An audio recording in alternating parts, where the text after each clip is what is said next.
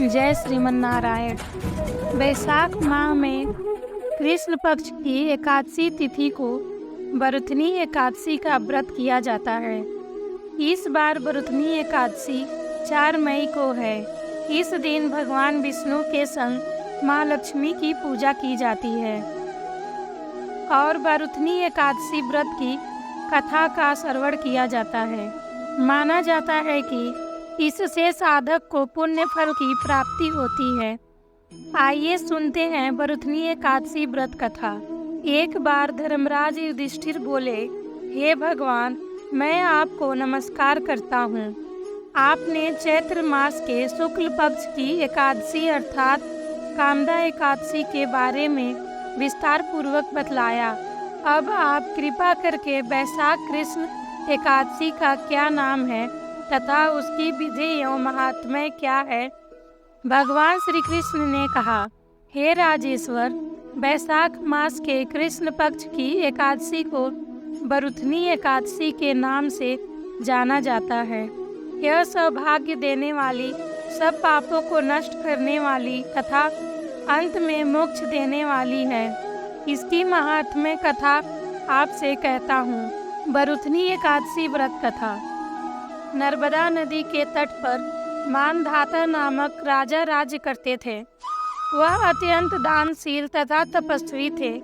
एक दिन जब वह जंगल में तपस्या कर रहे थे, तभी न जाने कहां से एक भालू जंगल से आया।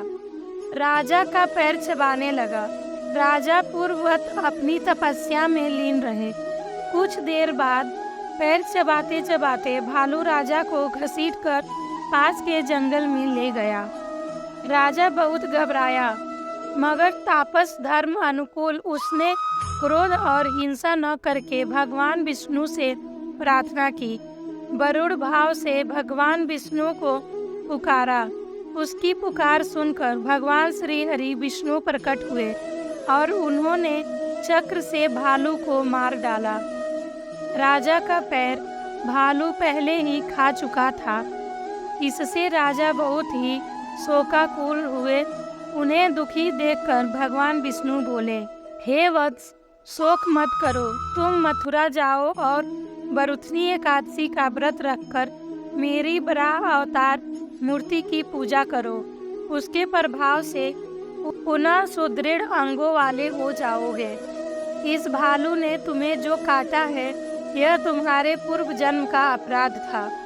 भगवान की आज्ञा मानकर राजा मानधाता ने मथुरा जाकर श्रद्धा पूर्वक बरुथनी एकादशी का व्रत किया।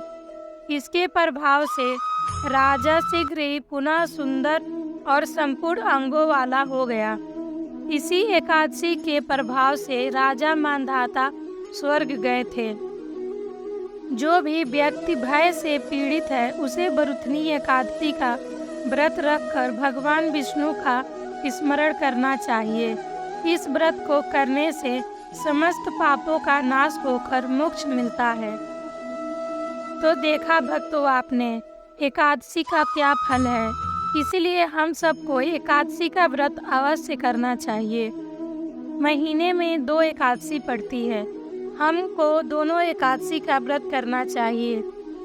अगर हम रख सके तो निर्जला रखें, नहीं तो हम फलाहारी कर सकते हैं।